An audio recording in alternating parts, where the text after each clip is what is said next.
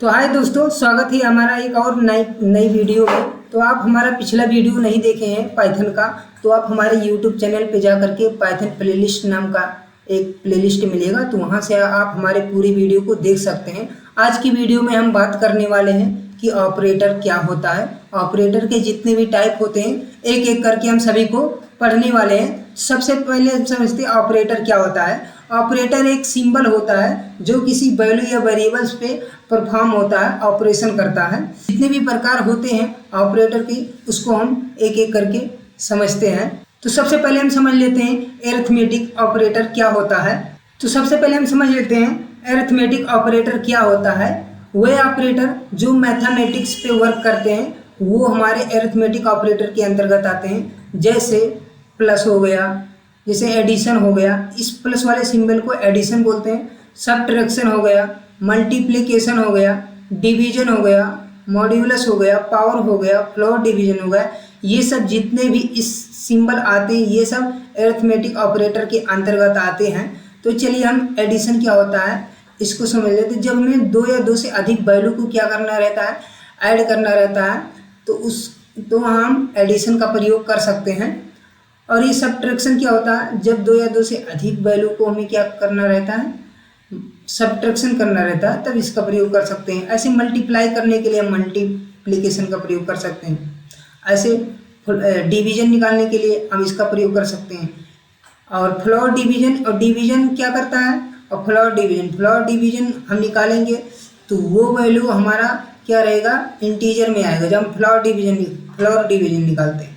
और जब हम डिवीजन निकालते हैं, ओनली डिवीजन निकालते हैं, तो वो जो उसका आउटपुट जो आएगा वो हमारा फ्लॉट में आता है। तो ये दोनों बात ध्यान में रखिएगा। और मॉड्यूल, अब रिमाइंडर निकालने के लिए हम मॉड्यूल्स का प्रयोग कर सकते हैं, पावर निकालने के लिए हम पावर का प्रयोग करते हैं।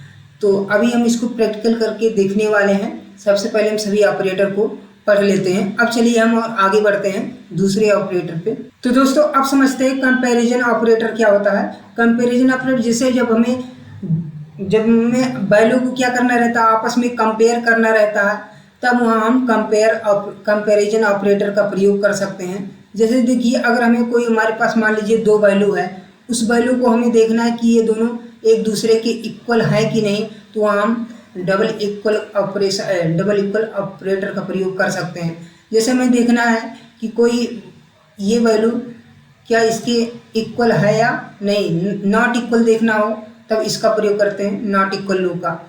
ऐसे में कोई वैल्यू को अगर हमें ग्रेटर देन बताना होगा तो यहाँ हम ग्रेटर देन का प्रयोग कर सकते हैं।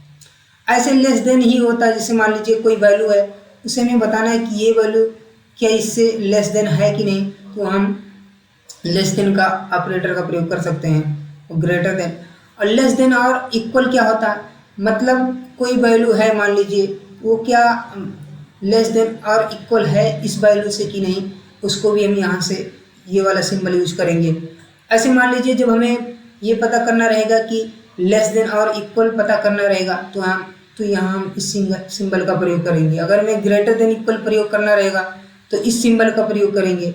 ऐसे यहाँ बहुत प्रकार के सिंबल दिए गए हैं, अपने अनुसार हम इसको यूज कर सकते हैं।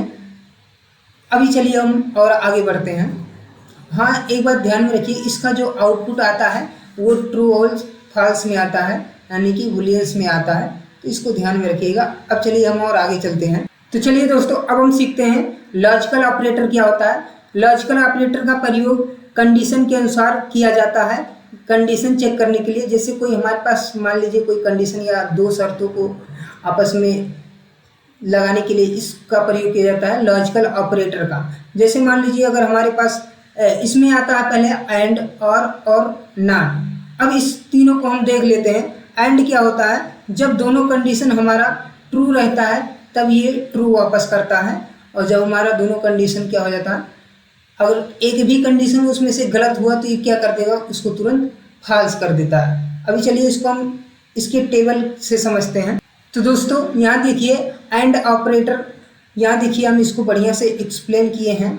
अगर मान लीजिए हमारा पहला जो कंडीशन रहता है ट्रू रहता है और दूसरा भी कंडीशन क्या रहता है, ट्रू रहता है, तो हमें रिजल्ट क्या आएगा, ट्रू वापस होगा। अब मान लीजिए हमारा पहला कंडीशन ट्रू है और दूसरा कंडीशन फॉल्स है, तो रिजल्ट क्या आने वाला है, फॉल्स आएगा। ऐसे मान लीजिए हमारा पहला कंडीशन फॉल्स है और दूसरा कंडीशन ट्रू है, तब भी रिजल्ट क्या आएगा? फॉल्स आएगा। ऐसे मान लीजिए पहला कंडीशन हमारा फॉल्स है, दूसरा कंडीशन भी फॉल्स है, तो क्या आएगा? यहाँ फॉल्स ही आएगा। x इक्वल टू 10 है। अब यहाँ हम प्रिंट में लिखें कि x greater than 5 and x less than 20।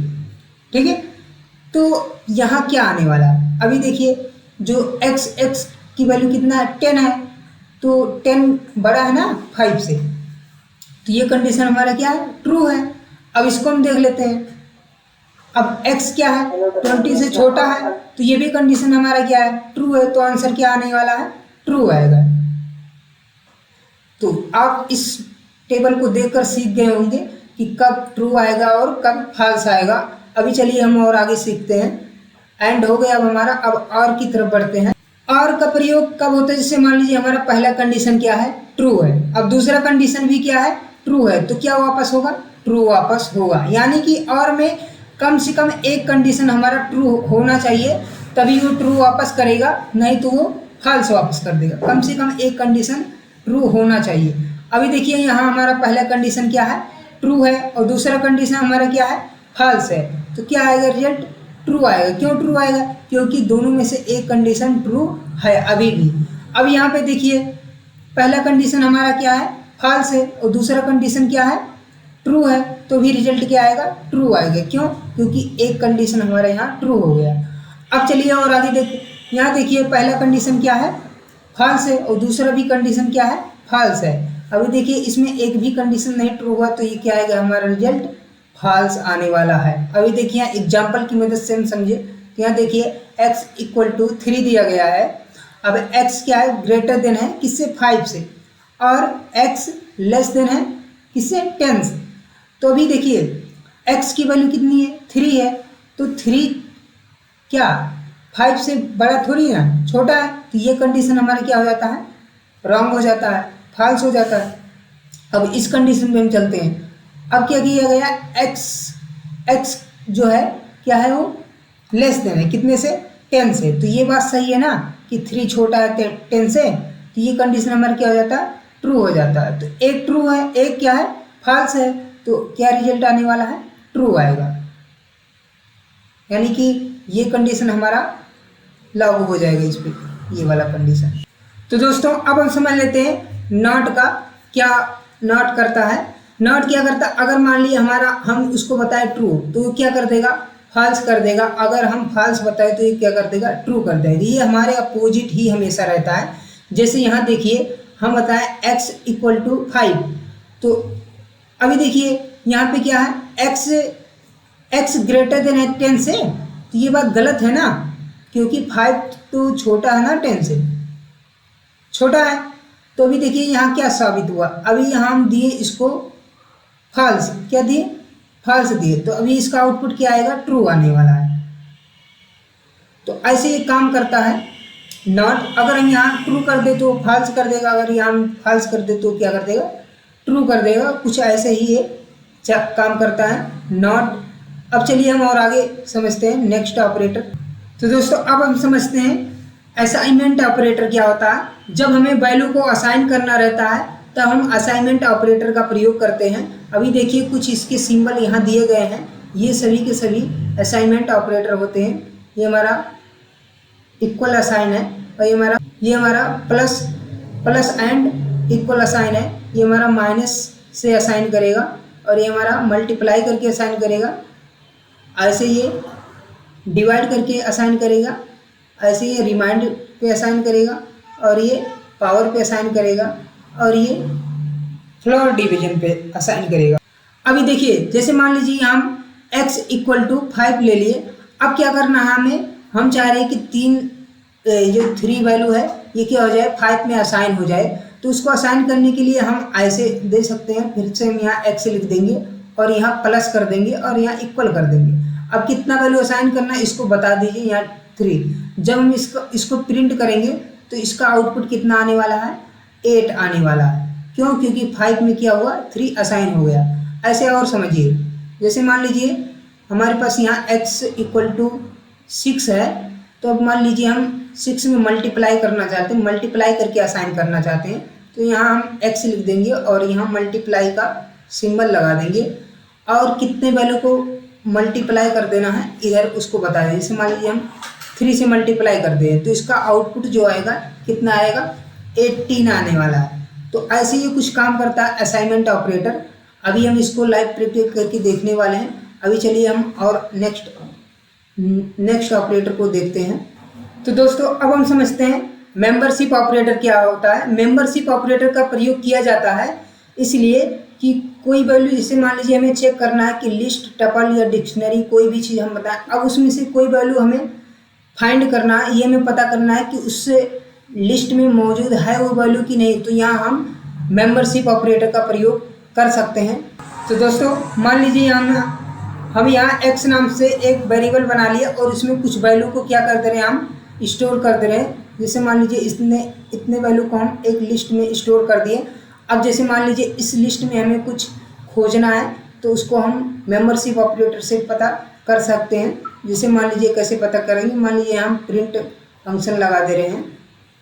अब प्रिंट लगा दिए, अब क्या पता करना है उसको पहले ढूंढने से, मान लीजिए हम 2 को खोजना चाहते हैं किसमें, और यहाँ इन ऑपरेटर लगा दे रहे हैं और किसमें हम फाइंड करना चाहते हैं वो बता देना इसको। जैसे हम फाइंड करना चाहते हैं किसमें, x में, तो यहाँ हम x लगा देंगे और जब इसको हम प्रिंट करेंगे तो वो आउटपुट अगर 2 इस लिस्ट में रहेगा तो वहाँ हमारा आंसर आ जाएगा ट्रू, अगर नहीं रहेगा तो क्या आ जाएगा, फॉल्स आ जाएगा। ऐसे कुछ काम करते हैं मेंबरशिप ऑपरेटर। अब चलिए हम और आगे चलते हैं। तो दोस्तों अब हम समझते हैं आइडेंटिटी ऑपरेटर क्या होता है। आइडेंटिटी ऑपरेटर वो होते हैं, ये चेक करता है 2 वेरिएबल्स सेम ऑब्जेक्ट को पॉइंट कर रहे हैं कि नहीं। इसका काम ये होता है कि ये चेक करना कि 2 जो वेरिएबल्स हैं वो सेम ऑब्जेक्ट को पॉइंट कर रहे हैं कि नहीं। कैसे, अब चलिए हम इसको एग्जांपल्स की मदद से समझते हैं। तो दोस्तों मान लीजिए यहाँ a इक्वल टू कितना है, 5 है, और b इक्वल टू कितना है, ये भी 5 है। तो यहाँ जब इसको हम प्रिंट करके देखेंगे तो इसका आउटपुट क्या आने वाला है, इसका आउटपुट आएगा ट्रू। ट्रू क्यों आएगा, क्योंकि ये जो पाइथन में ये जो दोनों मेमोरी में सेम रख सकता है इस डाटा को। जैसे मान लीजिए ये जो हमारा ऑब्जेक्ट है, ये वैल्यू है ना, ये पाइथन क्या कर सकता है, दोनों को सेम मेमोरी में रख सकता है, इसीलिए ट्रू आएगा। अब चलिए नॉट इन को समझ लेते हैं कि नॉट इन कब आता है। जैसे मान लीजिए, अब देखिए एक एग्जाम्पल पहले हम और लेते हैं। मान लीजिए यहाँ a इक्वल टू कितना है, 1 2 3 है। ऐसे मान लीजिए फिर से b इक्वल टू कितना है, यहाँ मान लीजिए 1 2 3 ये भी है। तो अभी देखिए अब की बार जब हम प्रिंट करेंगे तो क्या आएगा, हमारा आउटपुट क्या आएगा, यहाँ फॉल्स आएगा। क्यों फॉल्स आएगा, क्योंकि दोनों लिस्ट सेम दिखती हैं। जैसे यहाँ देखिए जो दोनों लिस्ट है वो क्या दिख रहे हैं, सेम दिख रहे हैं, लेकिन मेमोरी अलग अलग बनेगा इनका। जैसे मान लीजिए दोस्तों फिर से हम यहाँ a इक्वल टू ले लिए, यहाँ एक लिस्ट बना लिए जैसे मान लीजिए। अब फिर से हम यहाँ क्या कर दिए, b इक्वल टू एक लिस्ट और बना ले रहे हैं। तो अब इसको हम अगर प्रिंट करें तो इसका आउटपुट क्या आएगा, ट्रू आएगा। ट्रू क्यों आएगा, क्योंकि दोनों अलग ऑब्जेक्ट हैं। ये जो ऑब्जेक्ट है हमारा, ये दोनों अलग अलग हैं, इसलिए हमारा ट्रू आएगा। अब क्या यहाँ जब हम इज नॉट का प्रयोग करेंगे, तब इज नॉट का प्रयोग करेंगे तो क्या क्या आएगा, ट्रू आएगा, क्योंकि ये सही बात है ना कि दोनों ऑब्जेक्ट जो हमारा अलग अलग है, इसीलिए ये ट्रू आएगा। तो दोस्तों जैसे देख लीजिए यहाँ आइडेंटिटी ऑपरेटर का एक एग्जांपल दिया गया है। ए इक्वल टू कितना है, 1 2, एक लिस्ट बनाया है। अब इसका जो वैल्यू किस में स्टोर है, ए में स्टोर है। अब फिर यहाँ देखिए v इक्वल टू क्या कर दिया, a, मतलब जो वैल्यू हमारा a में स्टोर है वही वैल्यू हमारा b में स्टोर है। जब इसको हम क्या करेंगे, प्रिंट करेंगे, तो इसका आउटपुट क्या आने वाला है, ट्रू आने वाला है। क्यों ट्रू आएगा, क्योंकि ये सही बात है ना कि जो वैल्यू a में स्टोर है वही वैल्यू किस में स्टोर है, b में स्टोर है। तो इसका जो ऑब्जेक्ट बनेगा ना वो सेम बनेगा, इसलिए यहाँ क्या आएगा, ट्रू आएगा। अब यहाँ देखिए दूसरा एग्जाम्पल, अब मान लीजिए x इक्वल टू कितना है 1,2 है, y इक्वल टू कितना 1,2 है। अब इसको जब हम प्रिंट करेंगे इसका आउटपुट क्या आएगा, फॉल्स आएगा। क्यों? क्योंकि ये मेमोरी में दो ऑब्जेक्ट बन गए मेमोरी में, और यहाँ ऑब्जेक्ट क्या बना था, एक ही बना था। तो ऐसे देखिए तीसरा एग्जाम्पल यहाँ दिया गया है, a इक्वल टू कितना दिया गया 10 दिया गया, b इक्वल टू क्या दिया है 10 दिया गया। अब इसको हम प्रिंट करेंगे, अब यहाँ मान लीजिए नॉट इन लगा दें, क्या लगा दें, नॉट इन। अभी देखिए ये हमारा अलग ऑब्जेक्ट है और ये हमारा क्या है, अलग ऑब्जेक्ट है। जब इसको हम प्रिंट करेंगे ट्रू आएगा। क्यों ट्रू आएगा? क्योंकि ये जो दोनों सही बात है कि अलग ऑब्जेक्ट हैं। तो अब चलिए दोस्तों देखते हैं इम्पोर्टेंट डिफरेंस क्या समझते हैं इज और डबल इक्वल में, इन दोनों में हम अंतर समझते हैं। तभी मान लीजिए x इक्वल टू कितना 1,2 है और y इक्वल टू कितना 1,2। अब जब इसको हम प्रिंट करें यहाँ x इक्वल टू वाई, अभी आएगा आंसर ट्रू। क्यों ट्रू आएगा? क्योंकि ये दोनों वैल्यू क्या है, सेम है, इसीलिए क्या आएगा, ट्रू आएगा। अब यही डबल इक्वल की जगह हम क्या लगा दें, इज लगा दें, तो इसका आउटपुट क्या आएगा, फॉल्स आएगा। भले ये दोनों वैल्यू सेम है लेकिन इसका जो ऑब्जेक्ट बनेगा मेमोरी में, वो ऑब्जेक्ट, इसका जो मेमोरी एड्रेस बनेगा वो एड्रेस क्या होंगे, अलग अलग होंगे, इसीलिए यहाँ क्या आएगा हमारा, फॉल्स आएगा। तो दोस्तों आज की वीडियो में इतना ही, मिलते हैं अगली वीडियो में, तब तक के लिए बाय।